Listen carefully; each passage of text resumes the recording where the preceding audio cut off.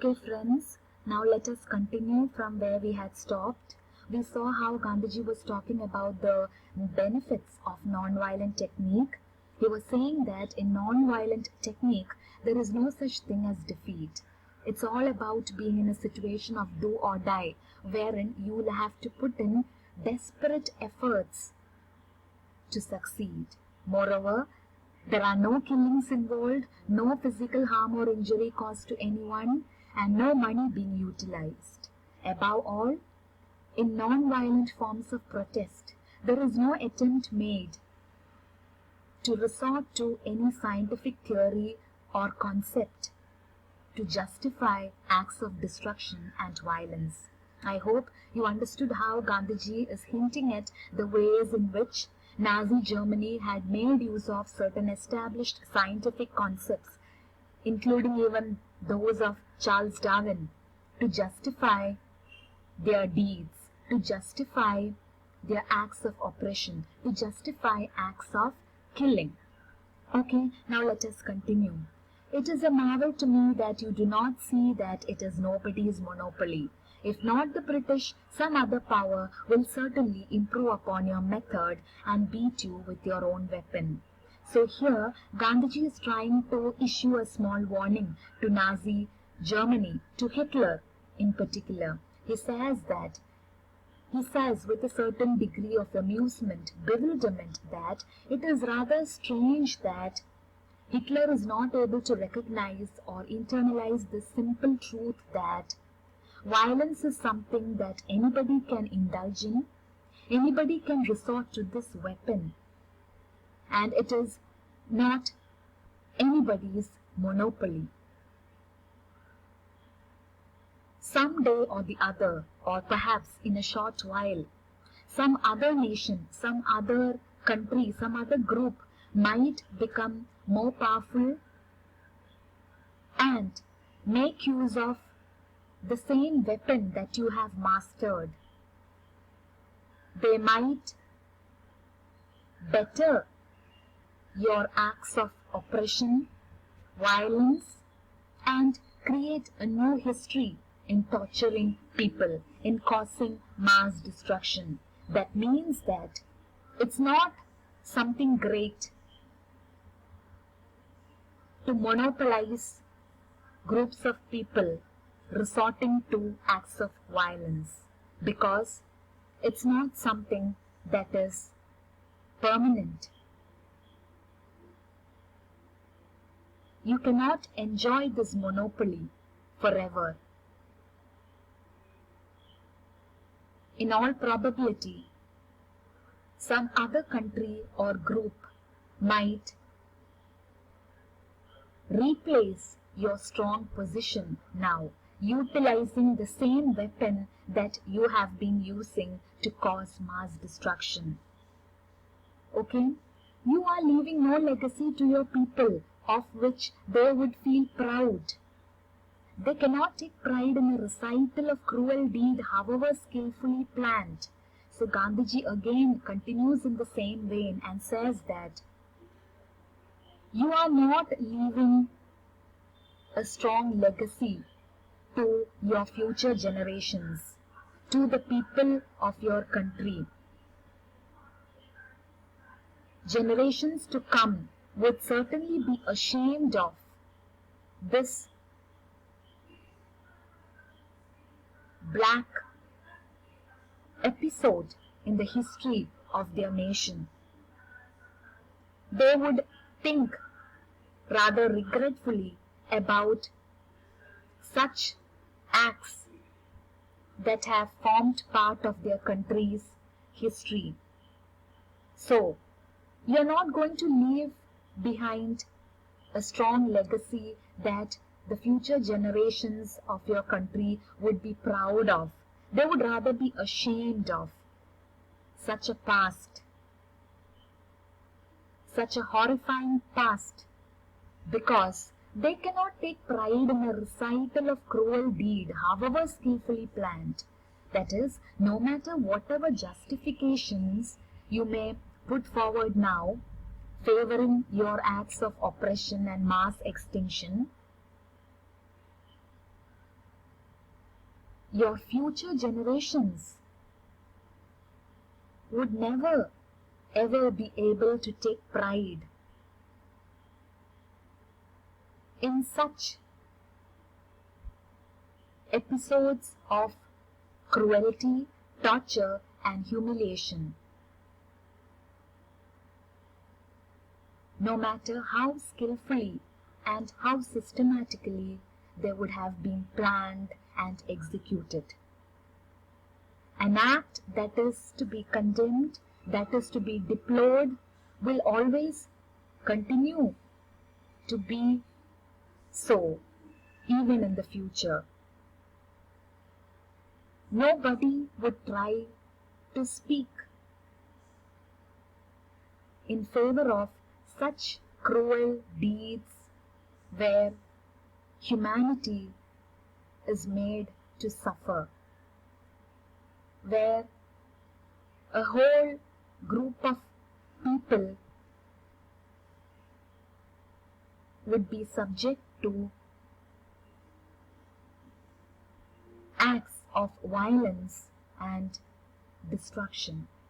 I therefore appeal to you in the name of humanity to stop the war. So Gandhiji states very plainly his appeal, his plea. He requests Hitler to withdraw from indulging in such acts, to stop the war, to stop all hostilities, to maintain good relations, to work for peace and harmony rather than for conflict, to save humanity that is on the verge of mass destruction. And he continues and says that you will lose nothing by referring all the matters of dispute between you and Great Britain to an international tribunal of your joint choice. If you attain success in the war, it will not prove that you were in the right. It will only prove that your power of destruction was greater. Whereas an award by an impartial tribunal will show as far as it is humanly possible which party was in the right. So, he gives some advice to Hitler. He says that it's up to you to stop the war. It's up to you to save humanity. And you're not going to lose anything by seeking the help of an international tribunal of your joint choice.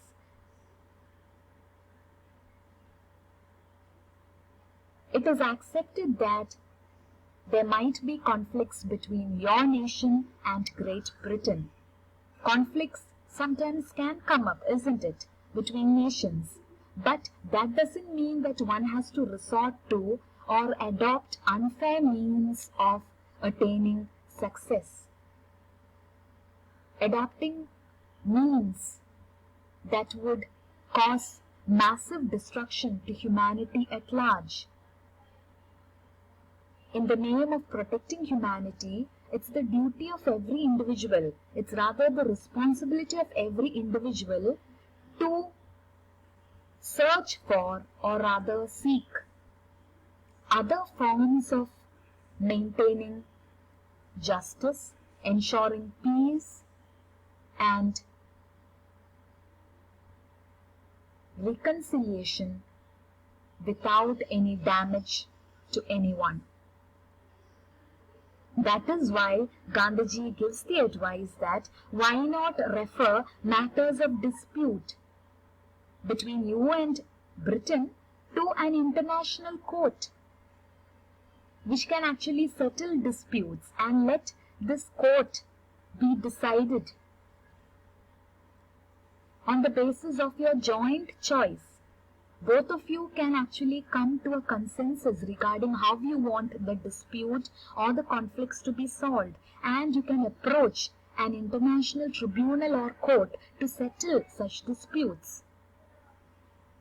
And again, Gandhiji tries to draw the attention of Hitler to the negative consequences that might issue if he continues with the policy of going for the war.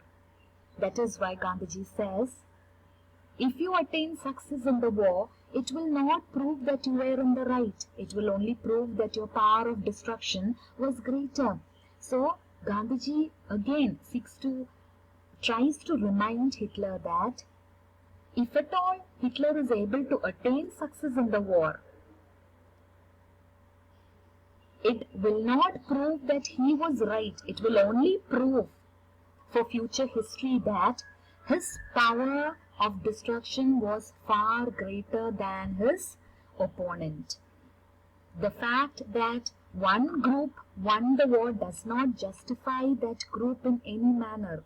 It does not justify that group's ideology. It only proves that that group had greater power than its opponent. Whereas an award by an impartial tribunal will show, as far as it is humanly possible, which party was in the right. So, if you give up this plan of going for the war, and if you adopt the other option of approaching an impartial tribunal, it is almost certain that justice would prevail, dispute would be settled in the best possible manner, because court or the tribunal would only favor principles of justice. It is something that is impartial and unbiased, and it would always try to resolve all disputes and conflicts in the best possible manner to the best interest of both the parties. It will try to see it. It will try to see to it that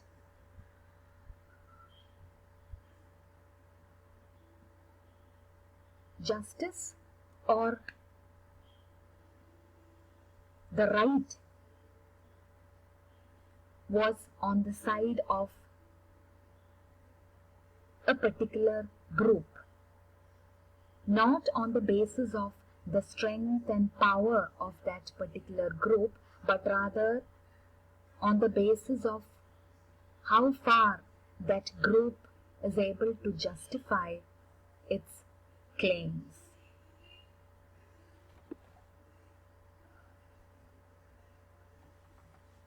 I mean to say that